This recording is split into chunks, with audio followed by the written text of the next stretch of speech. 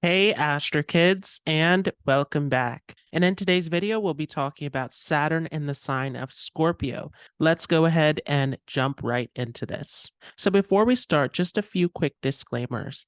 In this video, I will be referring to Vedic astrology. So this is according to sidereal Scorpio. Make sure that you have the correct position. It's also important to understand that the aspects and conjunctions to Saturn will also make a difference in your birth chart. Along with this, you want to see which house is Saturn positioned in and which houses does Saturn have rulership over. It will also have an influence over those houses. So you want to check to see where is Capricorn at and where is Aquarius. And of course, I've already done a series on Saturn through the 12 houses. So if you have not seen that, make sure to check that out. I will leave a link for that above and down below in the description. It's also important to understand the activation of Saturn in our lives. So there are very important moments where Saturn becomes more active for us. And the most significant moment is going to be during a Saturn Dasha period. So if you've not seen my video on the Saturn Mahadasha Bhuktis, I will leave a link for that above and down below in the description.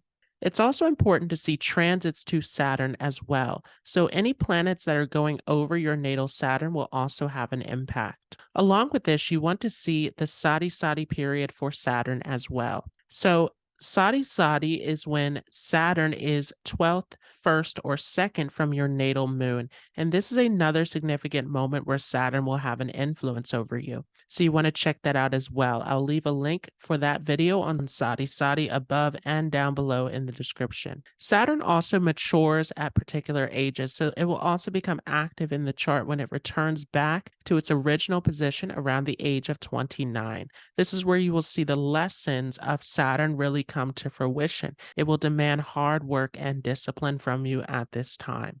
The maturity of Saturn is also a significant moment as well around the age of 36. So after the age of 35 and onwards into the 40s and 50s and so on is really when Saturn starts to loosen up its grip in terms of the karmic lessons and difficulties. This is where we really mature into Saturn in our natal charts and understand how to navigate those lessons.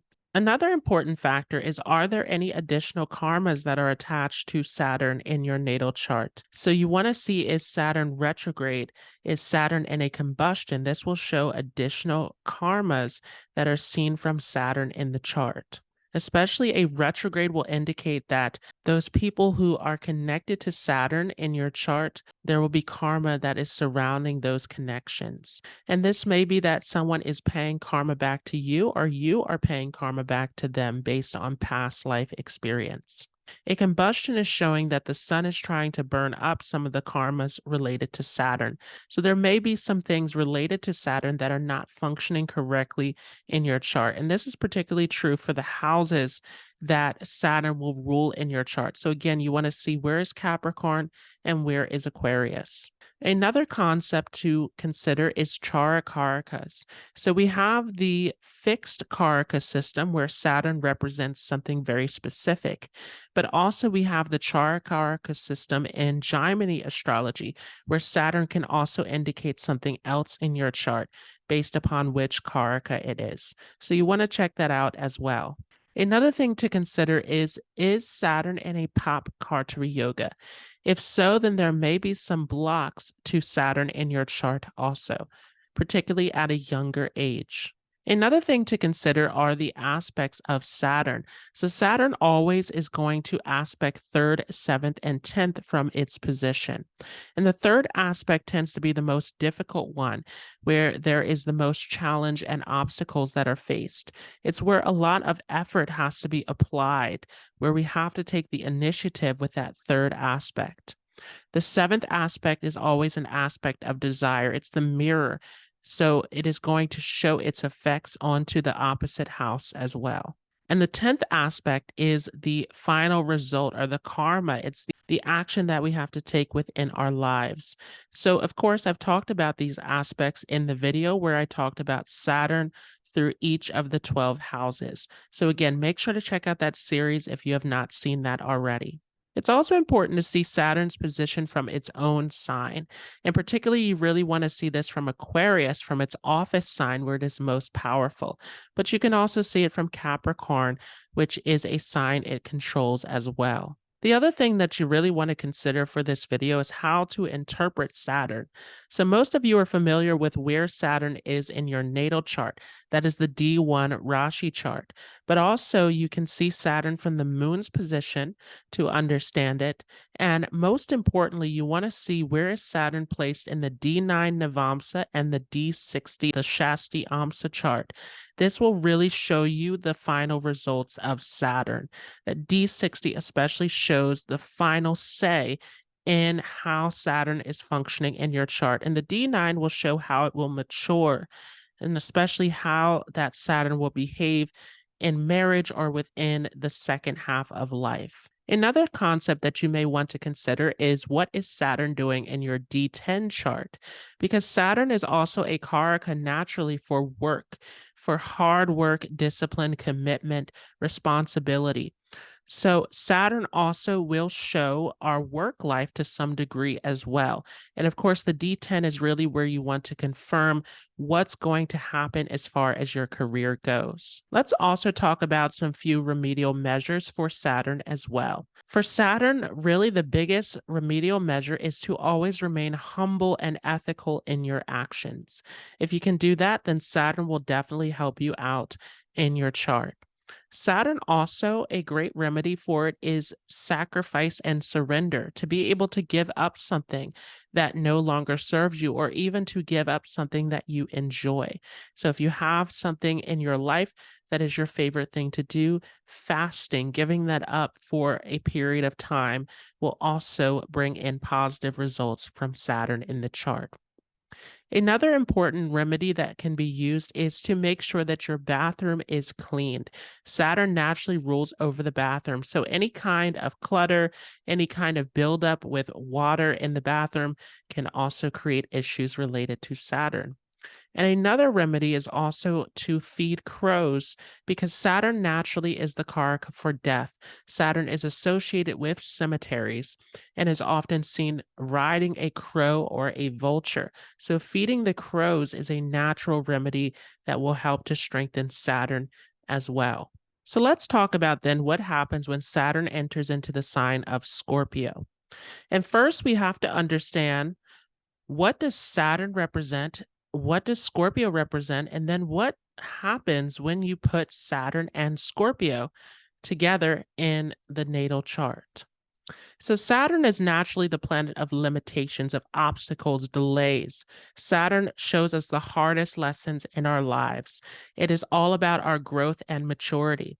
So naturally, particularly at a young age, is where we feel a lot of these hurdles, obstacles, fears, delays, frustrations in our lives in relationship to Saturn's position in the chart. Saturn also is about discipline, hard work, organizational skills. It's about creating boundaries. It's about being consistent, being persistent in all of your actions. It's about getting the job done. Saturn is about humility, putting down the ego, because Saturn is naturally the enemy of the sun. Saturn also, at an age of maturity, represents our spiritual journey as well.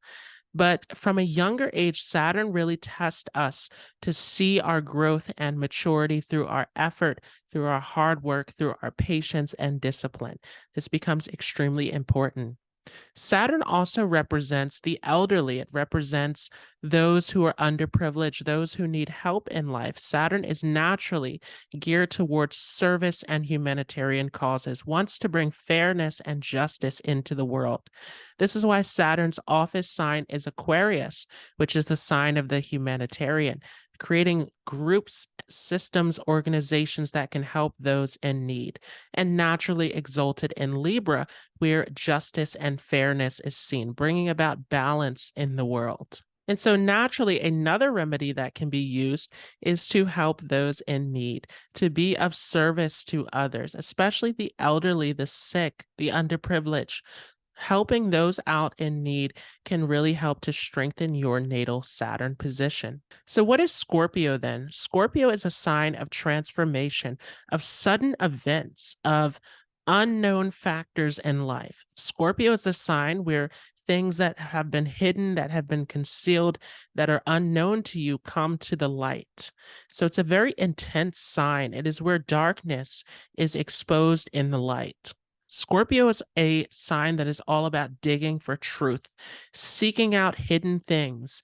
It is connected to the occult, to the mystical, to dark and mysterious subjects. Scorpio is naturally a sign of scientific research and exploration. Scorpio also, in a mystical sense, can be connected to astrology, tantric practices, all sorts of mystical things as well. But mainly, Scorpio is a sign where we see dramatic ups and downs in life, the transformative experiences that teach us, that make us stronger, that help us to grow and mature in our lives, is seen through Scorpio. And Saturn in Scorpio is a very interesting position because Saturn is naturally in its inimical sign in Scorpio, as Mars and Saturn are great enemies to one another. At the same time, though, Saturn finds its strength in the eighth house, which is the original home of Scorpio. So there are some things that Scorpio and Saturn actually have in common with one another. At the same time, though, they are very different in the sense that Saturn is about discipline, it's about consistency, it's about things that last, while Scorpio is about sudden changes, unpredictable things. So, this is where these two energies are very opposite to one another. So, what happens then when Saturn comes into the sign of Scorpio? Well, Scorpio is a very psychological sign, and Saturn already deals with fears, obstacles, blocks, delays, frustrations in life. So there's definitely going to be a lot of fear that is associated when Saturn comes into the sign of Scorpio. Oftentimes, with Saturn and Scorpio, there is a fear or resistance to change in life. These are people who really don't want to go through sudden situations. There's a fear that the rug can be pulled from under your feet at any moment. So you're constantly trying to get away from these situations of sudden ups and downs.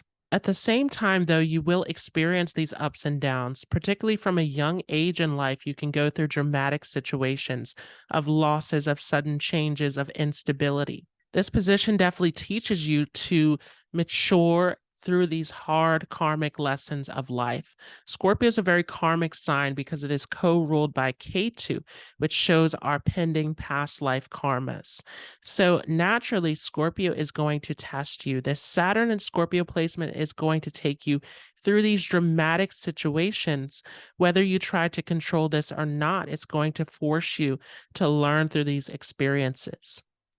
One of the downfalls of Saturn and Scorpio is sometimes holding on too much to things that no longer serve you. There, again, is this fear of change. So sometimes you can have a tendency to try to hold on to things out of fear of loss. But what you're not realizing is that those things are no longer meant for you in your life, and that it actually is a good thing to let go of this.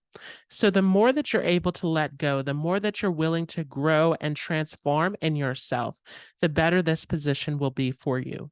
Sometimes Saturn and Scorpio can show a rags to riches story, especially in the nakshatra of Anuradha, which we'll talk about a little bit later in this video. Saturn and Scorpio can be a very powerful position if you are able to embrace change and transformation.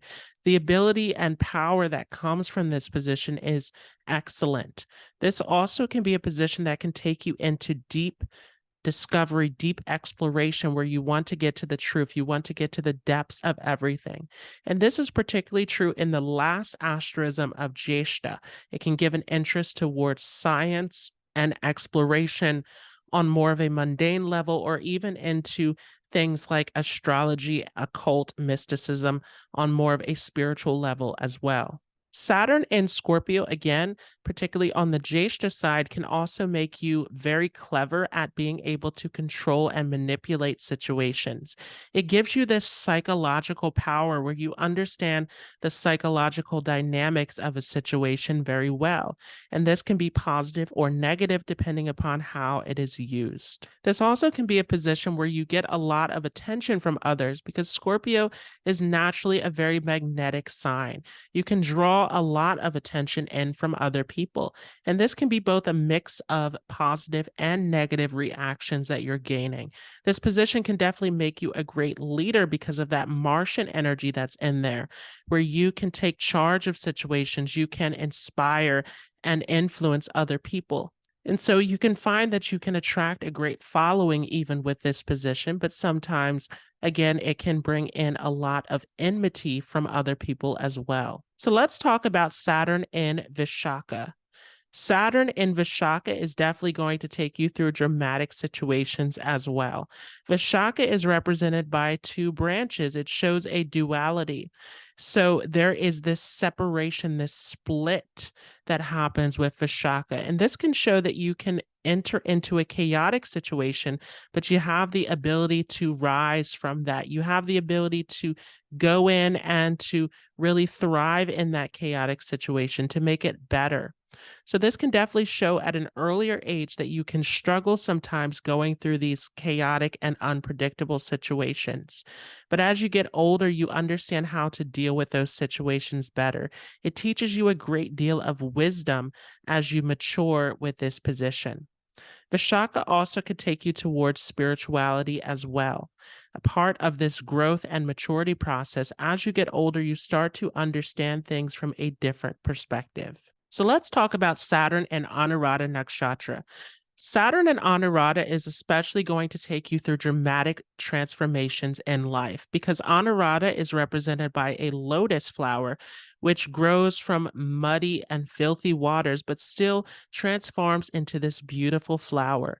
So, this ability to rise through difficult situations, to rise no matter what situation you're in, can be seen with Anuradha. This can definitely give a rags to riches story where you're suddenly going through all of these transformations from rags to riches, back to rags and back to riches again.